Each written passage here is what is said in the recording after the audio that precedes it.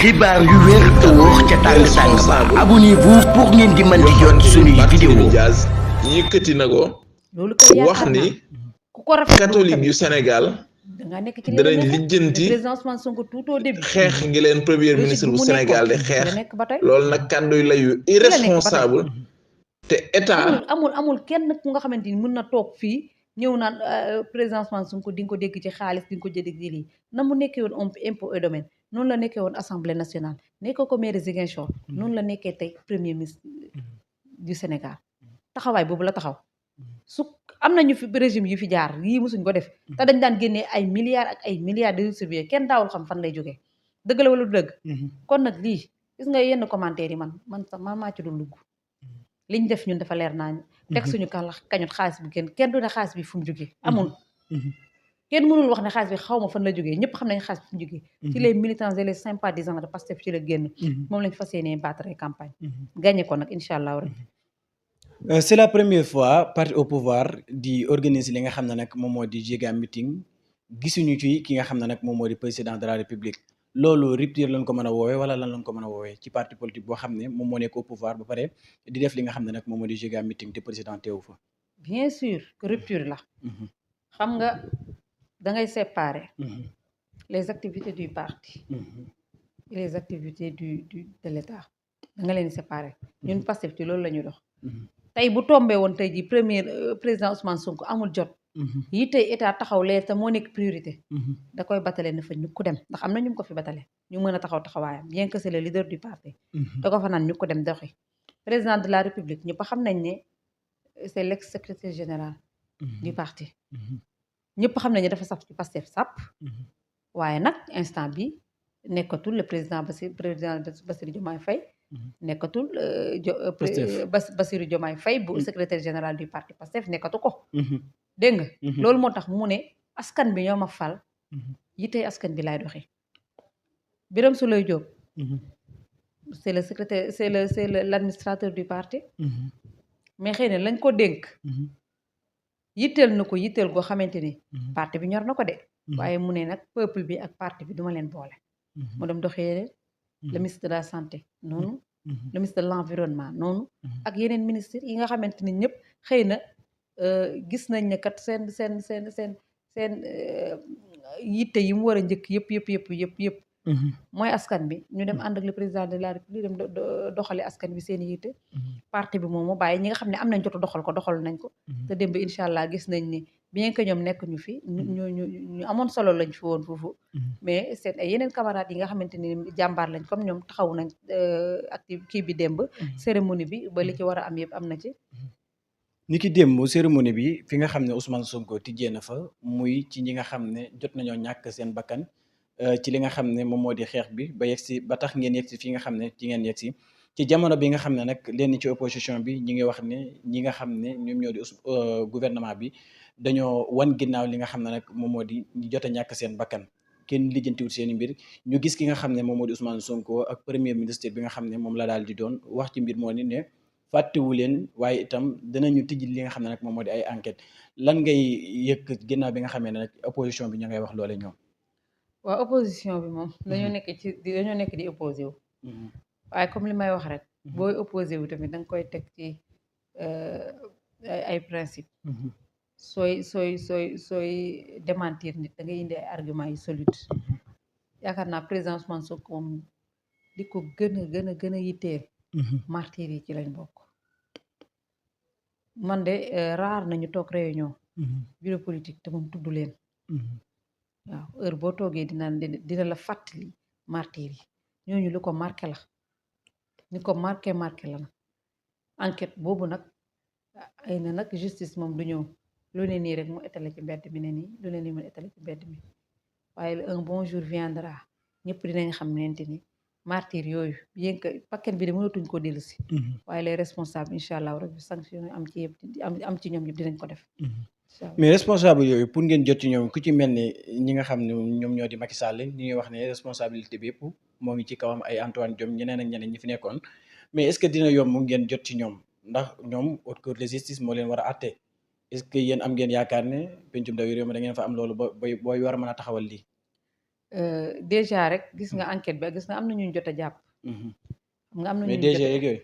non même pas ci côté foncier sax. ci côté kii sax détournement yeeg yooyu. côté xaalis waxuma ci côté boobu. mais maa ngi wax ci côté ba tey martyr yi. martyr yi. amuñu kenn ku ñu jàpp ci ñoom. Jérôme Bale dañ ko luyeloon nekk. benn kër spécial. mu nekk fa def ay sale boulot. xam naa ko loolu ku ko gis sa xel du dal. yoon nag dafa sew. du tëb de làmbaatu man muy raayaatu. day dem ba am lu leer nañ ñu mu teg ku ñu war a sanctionné li ci des nag mooy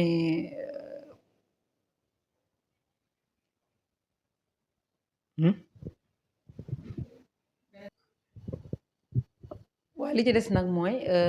ndax dinañ am majorité à l'Assemblée nationale wala ndax xam mën nañ taxawal haute cour de justice loolu moom yaakaar naa wax ju fanaan biti la ba pare xam nga pour taxawal la haute cour de justice foog nga il te faut 99 députés 99 députés yooyu nag incha allah rabbi dinañ ko am ba tegaat ci moitié 99 majorité 150 yi ñuy wax est-ce que dana yomb ngeen am ko dañ koy am dinañ ko am loolu nag suñ ko xasee mais na ngeen xam ne tamit yéen dong nekkoo leen fi parti politique ci Sénégal man jàpp naa ne ñu te ay intercoalition leen fi gis tamit jàpp naa ne ñu dong ñoo fi def ñi des ma te jàppewu ma leen ay parti politique ci ñoo xam ne nee ngeen fi ngeen leen man jàppewu ma leen parti politique fekk xam nga lu ma leen jàppee benn groupe WhatsApp yi rek laa leen jàppee man ku am sa ay groupe WhatsApp dëgg foofu waaw léegi nag moo tax chaque jour damay wax askan bi ne leen def leen ndànk xam nga nit ñi dañoo yàkkamti te wax nañ dëgg dañu war a yàkkamti lu tax te ñu ministre di waa diw liñ ko doon taxal nii loolu yëpp nañ indi bañ nañ am majorité rek buñ ko amee loolu daal ministre yi ñoom am na lu leen couvrir mënoo tëb dañ leen attaqué noonu bis boo taxawee sa haute cour de justice taxawal ko boobaa di nga leen mën a woo benn par benn kenn ku ci nekk ku def soobee yàlla la nga mérité rek fa nga jëm léegi dañuy des ci loolu ci li nga xam ne moom mooy législative yi gis nañu bërki démb benn kon koo xam ne mos ngeen a ànd ak moom fii ci Touba mu di Cheikh Abdou Bara Dolly yëkkati ay kàddu di wax ne képp koo xam ne votel nga liste bi nga xam ne nag moom moo di liste bu Pastef jàppal ne yaa ngi xeex Serigne Touba waaye itam yaa ngi dooleel li nga xam ne nag moom moo di góor jigéen naka nga jàngatee kàddu yooyu Cheikh Bara Dolly yooyu muy kàddu yu reetaanlu rek kàddu yu xoromu lool li may wax rek nit boo koy opposé da ngay am argument mais est-ce que jàpp ne bi ngeen toogee ba léegi di ngeen ñëw waxu ci lu ci jëm rek moo tax muy kii yooyu mu am droit war a mën a wax loolu ma ne sooy opposé nit da ngay am ay argument fii ay borom xel lañ fi dégg nga yaakaar naa mbirum ñaari tur yooyu ku koy tudd du Pastef gi ngay tudd yaakaar naa ñi koy xeex ñoom dañ cee bokk waaw ñi ngi xeex loolu gis nga sax ñi waa ànd sàmm ji koy sax nit ñi dañ leen xaw a féetale Pastef naan dañoo dend ak waa Pastef dara dañoo bokk ñoom ñaar dañoo am lu bëree bëri dañ ko bokk kon yaakaar naa kuy xeex loolu sa xel du dem Pastef ku woteel parti Pastef nag gëmoo sëñ Touba loolu de bu ko waxee mu ngi tooñ waa Touba waa Touba de dañoo voté bi massivement la coalition Bassirou Diomaye Faye te yaakaar naa diggante bi benn changement amu fi ba ñu war a voter ko contre moom nag bu ko nit ñi doon déglu présidentiel waxoon na mu jigu ko bi itam te moo noppiwaat moom de wax jigu ko gàcce gu mu amul ci présidentiel gàcce gu raw ci kanam nay wax rek xam nga ñun wax ji yenn wax yi mëne wuñ ko ba tey dañuy jëf wala le 17 ci ngoon xaw ma fu mu koy fekk waaye dina am gàcce goo xam ne ci àddina dootu ko mës a am léegi dañuy des ci Cheikh Abdou Bara Dolly ba tey ni ki démb jamono bi nga xam ne yéen a ngi amal li nga xam ne moo di jeune giga meeting bi moom def na point de presse ba tey wax ne ñëwaat ci ki nga xam ne moom moo di Ousmane Sonko wax ne ki nga xam ne moom moo di Ousmane Sonko mooy yées ki nga xam ne moom moo di Macky Sall la ko waral nag du leen dul terrain yi nga xam ne nangu na ko nee na lu toll ci 10 terrain yoo xam ne moom moo ko moomoon waaye itam am ay kayit yu leer nañ ki nga xam ne moom moo di Ousmane Sonko moo ko daal di jël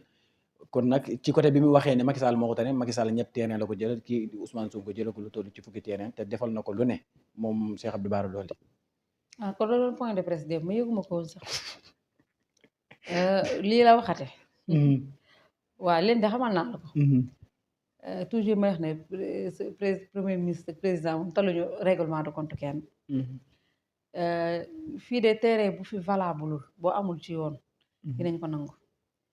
du ci moom rek de. terrain bu valable moom génn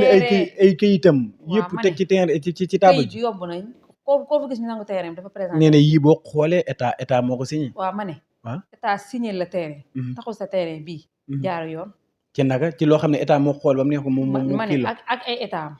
régime bi fi passé yaakaar naa problème mu foncier. lëmbee na réew mi bu ci bokkee nag ñu nangu ay terrain. su mënee muñ su muñul muñ Ousmane Sonko moo yées Macky Sall moom su jógee ci gémmiñam dina jaaxal ñëpp. loolu Macky Sall moo ko fi jël ne ko fi ràpp ci kaso tëj. génneewaat ko mu taxaw fii. yàgg fi président Macky Sall lu mel ni xeme. àdduna bi yëpp di gis. xam nga su fekkee 2022 da ngaa taxaw fii ànd ak ñun. di yàgg gis président Macky Sall mu am parti am nekk au pouvoir. ànd ak moom nga ne danga koo contre. 2 ans après nga ñëw daal ne kooku moo gën ki nga àndaloon. loolu wax jooju ñun dañ ko koy delloo war rek bàyyee ko. muy wax rek xam nga ki gën. yàlla rek moo ko xam. dégg nga ki nga xam ne moo gën ci nit ñi. Seydina Muhammad la sallallahu taala alayhi wa sallam.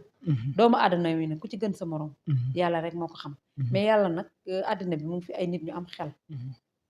dégg nga ay nit ñuy demee xel bu baax a baax a baax a baax. ba xàmmee nañ ñu baax ñi. xàmmee nañ ñu ban ñi. heureusement ba sénégalais yi ñoom. basé wuñu ci ay wax yu